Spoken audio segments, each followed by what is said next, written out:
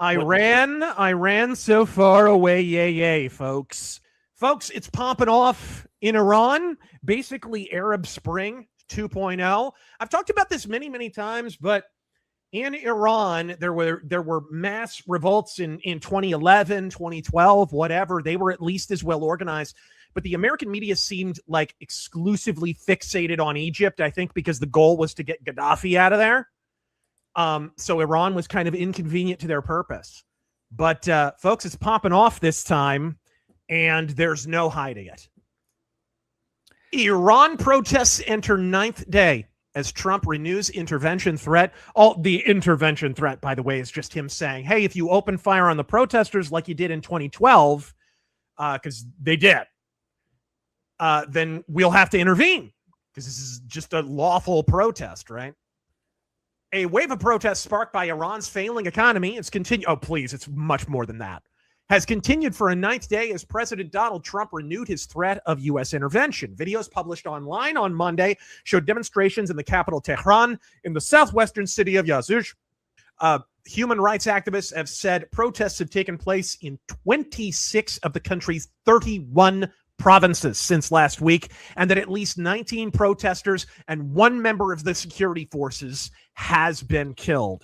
Trump warned on Sunday night that Iranian authorities would be hit very hard if more protesters died.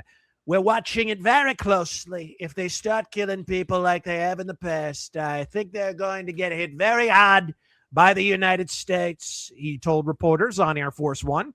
On Monday, Iran's judiciary chief, Gholam Hossein Mohseni Ejei, I apologize if I pronounced that incorrectly, I think I got it right, said authorities would, quote, listen to protesters. Yeah, you got a microphone at the end of those rifles, huh? And critics who legitimately and rightly have concerns about their livelihood and social and economic welfare. That's the problem. They're not just, or even mostly, protesting about that.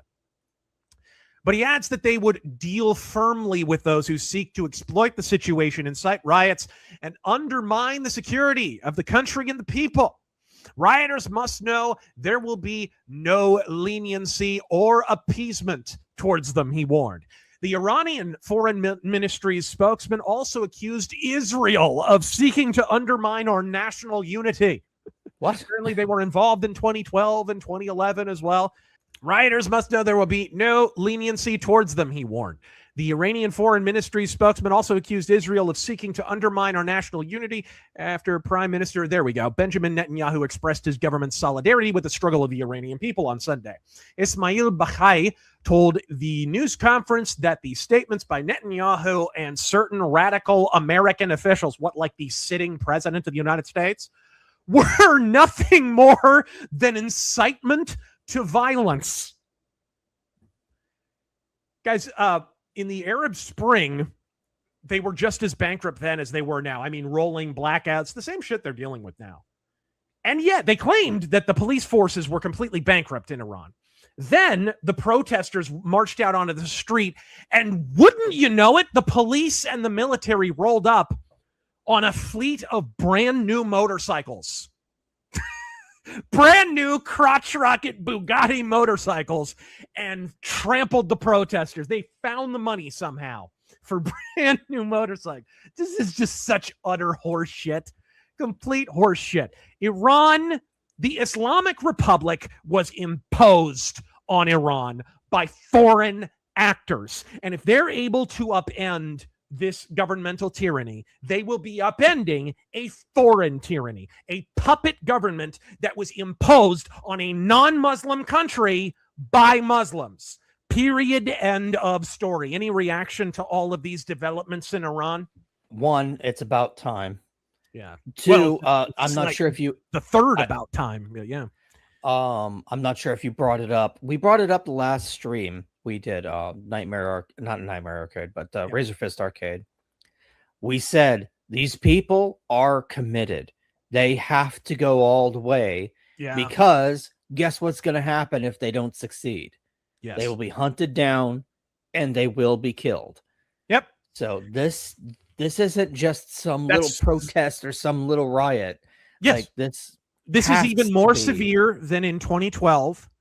And we know what happened to the protesters in 2012. They were killed before live video cameras, and that's just the ones we saw. All the rest, anybody identified in any of those videos was rounded up. Some of them died in prison. Some are still in prison.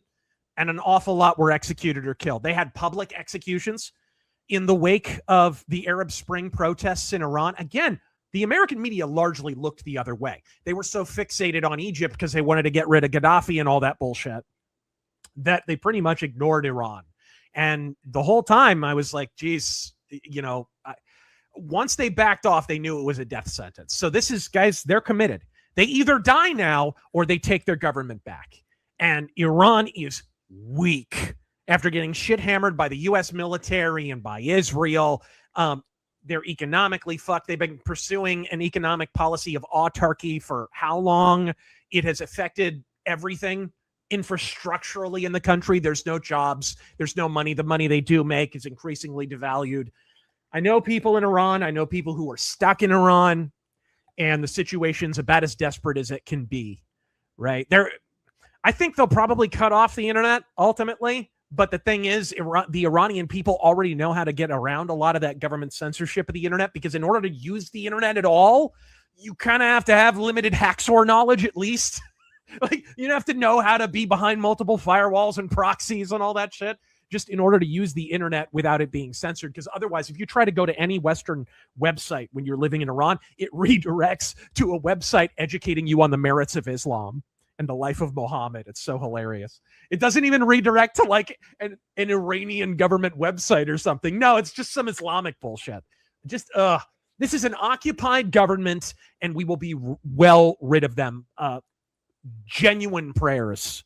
I encourage you all to lift your prayers, especially for Christians stuck in Iran who have to hide the fact that they're Christian. It's a very westernized and surprisingly Christianized population that are occupied by an Arabic form of government and an Arabic religion that is not their own.